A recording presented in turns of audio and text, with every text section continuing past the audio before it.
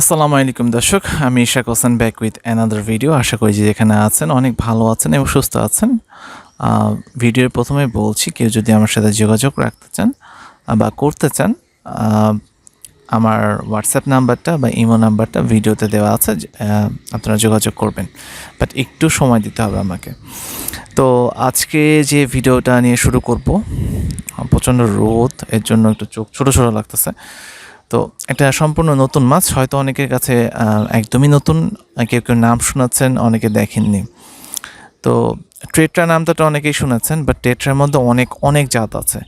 গাপ্পির মধ্যে যেরকম জাত আছে, ফাইটারের মধ্যে আছে, ঠিক টেট্রা মাছের মধ্যে অনেক জাত আছে। তো আজকে আমি যে টেট্রা মাছটা নিয়ে কথা বলতে যাচ্ছি সেটা হলো red eye tetra.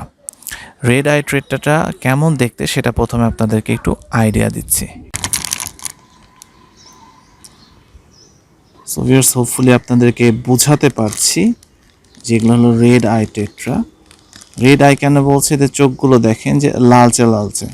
Red I টেট্রার যেটা বৈশিষ্ট্যগুলো, যে এর লেজের পিছনে একটা ব্যান্ডের মতো কালো দাগ থাকবে, হোপফুলি আপনারা দেখতে পাচ্ছেন, এবং চোখটা হলো লালচে থাকবে। হ্যাঁ, on the other hand glow tetra এরা বিভিন্ন কালারের এবং একটা সিঙ্গেল বডি প্যাটার্ন থাকবে, সিঙ্গেল কালার্ড।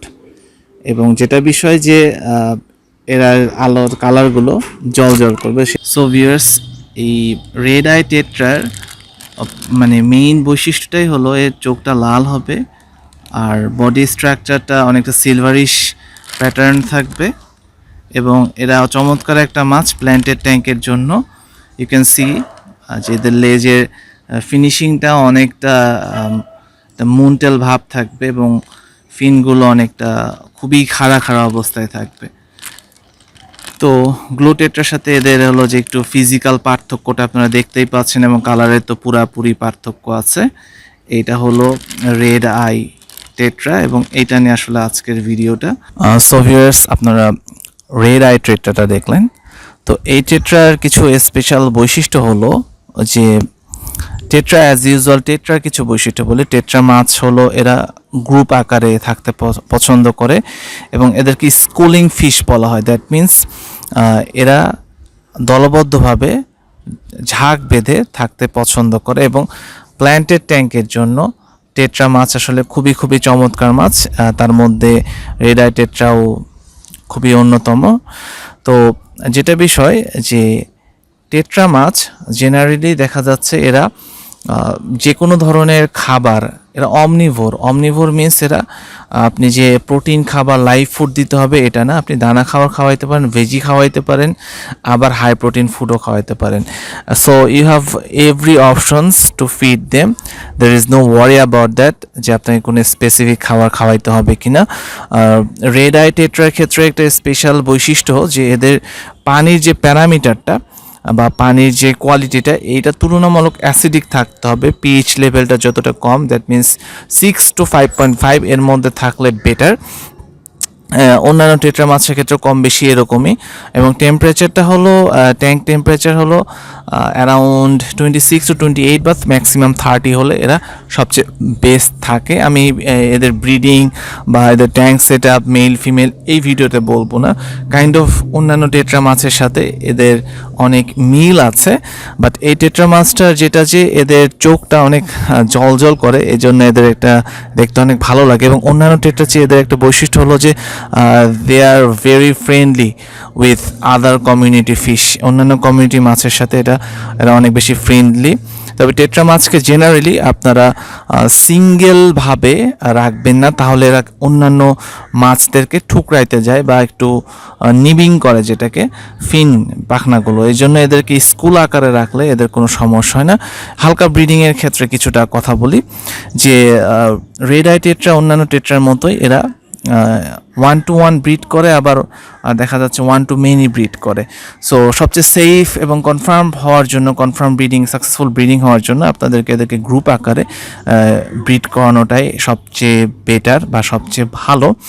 এখন যদি বলা হয় যে এদের জায়গা কেমন লাগে, এই টেট্রাগুলো প্রতি এক একটা মাছের জন্য অ্যাটলিস্ট দে নিড অ্যারাউন্ড 5 থেকে 8 লিটার বা ম্যাক্সিমাম 10 লিটার পানি হলে খারাপ না। সো খুব একটা স্পেস লাগে না। অক্সিজেন অতিরিক্ত ঘনত্ব না থাকলে অক্সিজেন দরকার পড়ে না, তবে অক্সিজেন দেওয়াটা বেটার, অক্সিজেন দিলে ভালো।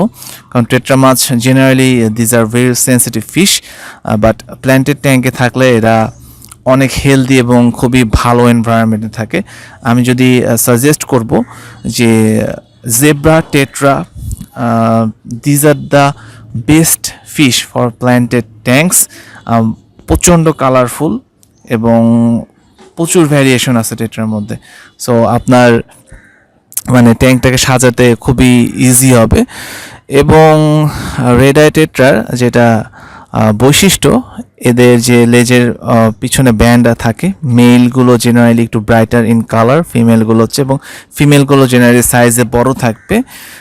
অ্যাজ ইউজুয়াল অন্যান্য টেট্রার মতো এদেরও যে মেল, এদের উপরের যে পাখনাটা সেটা খুবই ছোচালো হবে। অন দ্য আদার হ্যান্ড ফিমেলের যে পাখনাগুলো সেগুলো ছোচালো কম হবে। এগুলো নিয়ে এলাবোরেটলি পরে আরেকটা ভিডিও করব।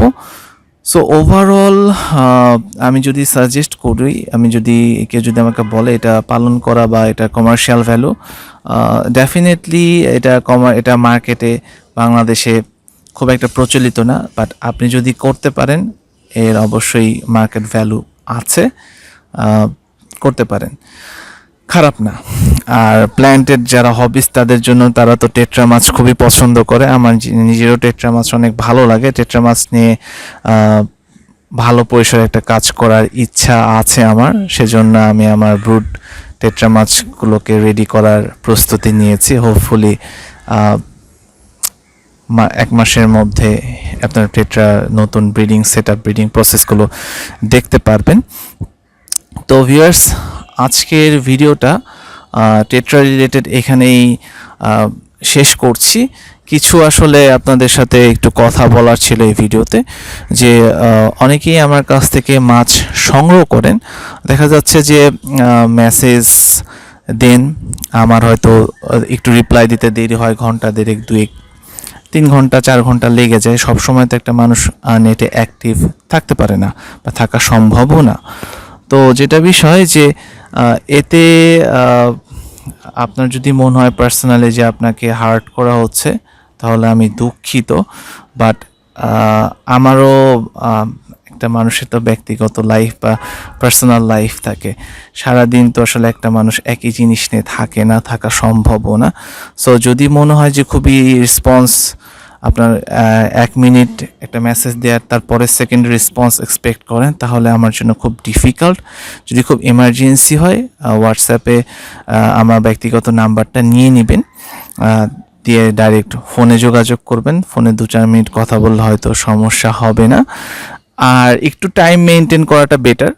দেখা যাচ্ছে যে রাত 1টা-2টার দিকেও ফোন দেন, তো এটা আসলে খুবই অমানবিক বিষয়, যেটা হয়তো বিবেচনায় রাখবেন। সো ভিউয়ার্স, আজকে ভিডিওটা এই পর্যন্তই। যদি আমার ভিডিওটি ভালো লেগে থাকে, চ্যানেলটি সাবস্ক্রাইব করতে ভুলবেন না, নোটিফিকেশন বেল প্রেস আমার সাথেই থাকবেন, লাইক দিবেন। আল্লাহ হাফেজ।